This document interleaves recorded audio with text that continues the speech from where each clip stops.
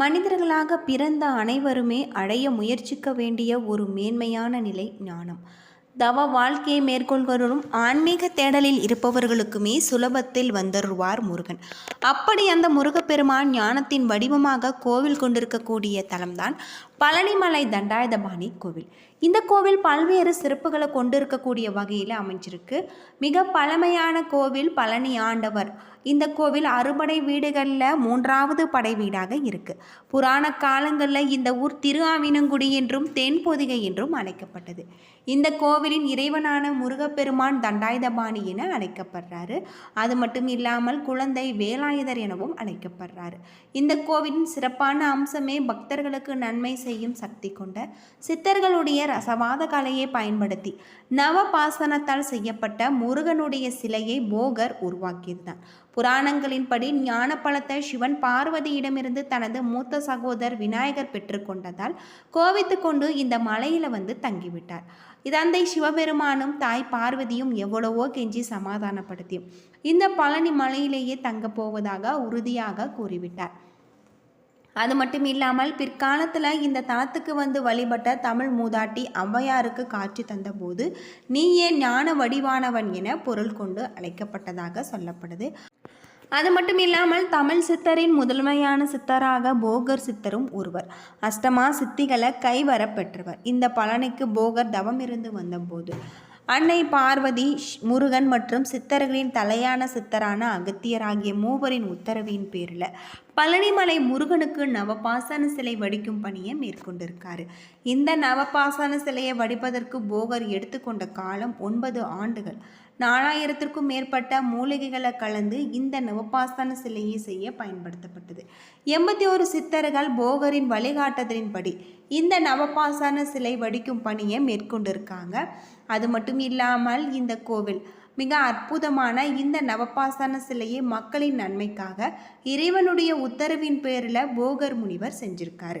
நவபாசன சிலை வடிக்கும் அபிஷேகம் செய்யப்படும் சந்தனம், விபூதி, பன்னீர், பஞ்சாமிரதம் போன்றவை பிரசாதமாக பெற்று சாப்பிடும் பக்தர்களின் எப்படிப்பட்ட உடல் நோயும் தீர்க்கும் தெய்வீக சக்தி கொண்டது. அது மட்டும் இல்லாமல் இந்த பழனிமலையில் போகர் சித்தரின் சமாதி மற்றும் போகர் சித்தரின் தனி சன்னதி இருக்கு. இங்க இருக்கக்கூடிய முருகனின் விக்கிரகத்துல ஒரு கிளியின் உருவம் இருக்கு. திருப்புகழ் என்னும் முருகனின் பாடல் தொகுப்பை இயற்றிய அருணகிரிநாதர் தான் கிளை வடிவில் இருக்கக்கூடிய பேரு பெற்றிருக்காரு. பழனிமலைக்கு செல்லும் வழியில இடுமனுடைய சன்னதி இருக்கு. இடுமனுக்கு அதிகாலையில பூஜைகள் செய்யப்பட்ட பிறகு மலை மீது விற்றிருக்கக்கூடிய முருகப்பெருமானுக்கு பூஜைகள் செய்கிறாங்க. முற்காலத்துல வாழ்ந்த இடுமன் என்னும் அரக்கன் தன் தோல்ல ஒரு கட்டையில் சக்திகிரி, சிவகிரி என மலையை தூக்கி சென்று கொண்டிருந்தான். அப்பொழுது பழனி மலையில தான் தூக்கி வந்த இருமலையுமே வைத்து களைப்பாறும் பொழுது இங்கு கோவில் கொண்டிருக்கக்கூடிய முருகப்பெருமானுடன் சண்டையிடும் நிலை ஏற்பட்டது. முருகனுடனான சண்டையில் தோற்ற இடும்பன் முருகனின் பக்தனானான். 2 மலைகளை தூக்கி இடும்பனை கௌரவிக்கும் விதமாக தான் பழனிமலை முருகனுக்கு காவடி தூக்கி செல்லும் முறை உண்டானது.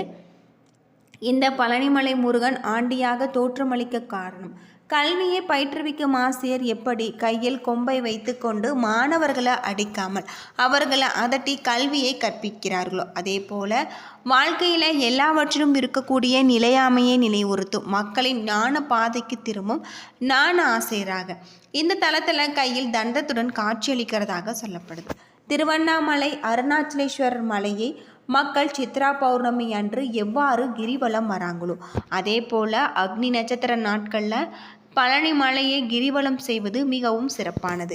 இந்த கோவிலுக்கு வரக்கூடிய பக்தர்கள் பழனி மலையை கிரிவலம் வந்த பின்பு 480 மீட்டர் உயரம் இருக்கக்கூடிய மலையை 690 படிகள் கடந்து வர வேண்டும். நடந்து மலை ஏற முடியாதவர்களுக்கு மலைக்கு மேல் செல்வதற்கு ரோப்கார் வசதியும் இருக்கு. இங்க இருக்கக்கூடிய முருகனுக்கு நல்லெண்ணெய், பஞ்சாமிர்தம், விபூதி என்ற 4 பொருட்கள் கொண்டு அபிஷேகம் செய்யப்படுது. பன்னீர் மார்கழி மாதத்தில் மட்டும் அபிஷேகம் செய்யப்படுது. சந்தனம், பன்னீர் தவிர மீது அபிஷேக பொருட்கள் எல்லாமே முருகனின் விக்கிரகத்தில் தலையில் வைத்தவுடன் எடுக்கிறாங்க. சிரசு விபூதி என்பது சித்தர் உத்தரவின் பேரில் பக்தர்களுக்கு வழங்கப்படுகிற ஒரு பிரசாதம். இது பொதுவாக சிவாலயங்களில் அன்னாபிஷேகம் நடக்கும். ஆனால் பழனி முருகன் கோவிலில் விசேஷ நட்சத்திர நாட்களில் அன்னாபிஷேகம் நடைபெறுவது இன்னும் சிறப்புக்குரியதாக சொல்லப்படுது. முருகப்பெருமானின் மூல விக்கிரகத்திற்கு 4 விதமான அபிஷேக பொருட்கள் மட்டும்தான் பயன்படுத்தப்படுது. நல்லெண்ணெய், பஞ்சாமிர்தம், சந்தனம், விபூதி. பன்னீர் மார்கழி மாதத்தில் மட்டும் பயன்படுத்தப்படுவதாகும். இவைகளில் சந்தனம், பன்னீர் தவிர மற்ற எல்லாமே தண்டாயுதபாணியின் சிரசில் வைத்தவுடன் அகற்றாங்க. அதாவது முடி முதல் அடிவரை என்கின்ற முழு அபிஷேகம் சந்தனத்துக்கும் பன்னீருக்கும் மட்டும்தான் இருக்கு.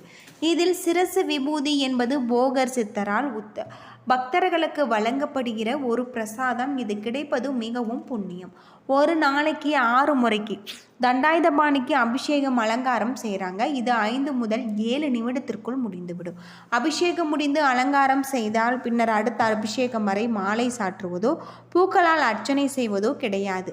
இரவில் முருகனின் மார்பில் வட்ட வடிவில் சந்தன காப்பு வைக்கப்படும். முந்தைய காலத்தெல்லாம் சந்தன காப்பை முகத்தில் சாத்தி கொண்டு இருந்தாங்க. பின்னால் இந்த முறை மாற்றப்பட்டிருக்கு அப்படின்னு சொல்லப்படுது. தண்டாயுதபாணி விக்கிரகம் நவபாசானத்தால் செய்யப்பட்டது என்பதால் எப்பொழுதுமே மிகுந்த சூடாக இருக்கும். இதனால் இரவு முழுவதும் அந்த விக்கிரகத்தில் இருந்து நீர் வெளிப்படும். அந்த நீரை அபிஷேக தீர்த்தத்துடன் கலந்து காலை அபிஷேகம் நடக்கும்போது அங்கு இருக்கக்கூடிய பக்தர்களுக்கு பிரசாதமாக விநியோகம் செய்வதாகும். தண்டாயுதபாணி சிலையை சுற்றி எப்பொழுதுமே ஒருவித சுகந்த மனம் பரவிக்கொண்டே இருக்கும். தண்டாயுதபாணி சிலைக்கு இடது பக்கத்தில் ஒரு சிறிய மரகத லிங்கம் இருக்கு. தீப ஒளி இல்லாமல் இந்த லிங்கத்தை நம்மால் தரிசனம் செய்ய முடியாது.